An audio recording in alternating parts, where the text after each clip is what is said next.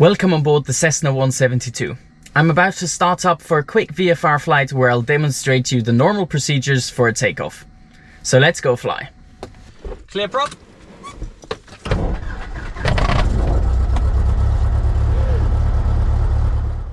Every successful takeoff starts with a good briefing. For a VFR flight, the briefing includes basic information about the flight, the airport and weather, as well as the takeoff. Lastly, it also contains an emergency briefing of the actions to be performed in case of any malfunctions during the departure. So here's the briefing for a typical flight. This is a VFR flight performing circuits and touch and goes here in Jeddah. Runway news is 31, wind 260 degrees at 8 knots, so slight crosswind from the left. Flaps 10 for takeoff, rotate at 55, climbing out at 74. In case of any malfunction before liftoff, call stop, throttle to idle, apply brakes.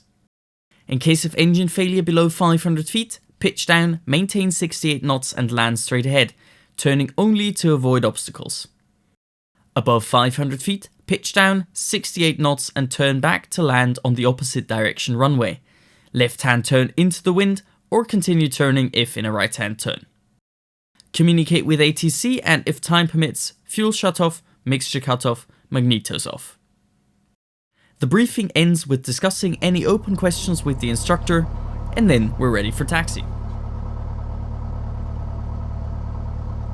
After performing the taxi and run-up checks, it's time for the before takeoff checklist. Before takeoff checklist to the line, flight instruments are checked. Flaps to 10 indicating and verified. Mixture is rich, cabin power is off.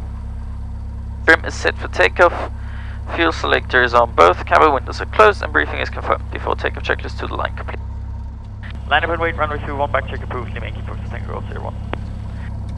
Lights are on. Runway 31 is identified. Left side clear. Right side clear. Runway 31 cleared for takeoff. Lima Yankee focus Tango Roll 01.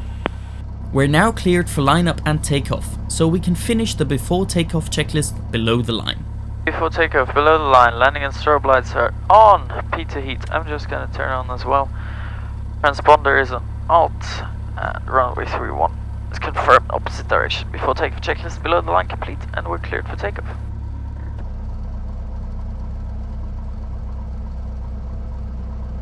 We're now ready to go, having also verified the runway using the heading on the HSI. You happy to go? Yeah. Okay. The takeoff procedure starts off by calling out Takeoff and smoothly applying full power. After checking that the RPM has increased to between 23 and 2400 RPM, call out Power set. Next is verifying that the engine parameters are all within limits and calling out Engine is on the screen. The airspeed tape should start moving shortly after, calling out Airspeed alive. once a reading appears on the PFD. The next callout is passing 40 knots. This serves as an instrument cross-check, since both the primary and standby airspeed indicator are compared at that point. This is followed by calling out Rotate. when passing 55 knots. At the same time, apply light back pressure on the control column to gently lift the nose wheel off the ground.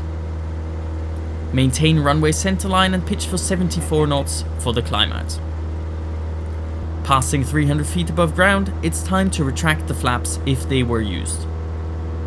Verifying the speed is above 60 knots, call out Speed check. Flaps up. and retract the flaps.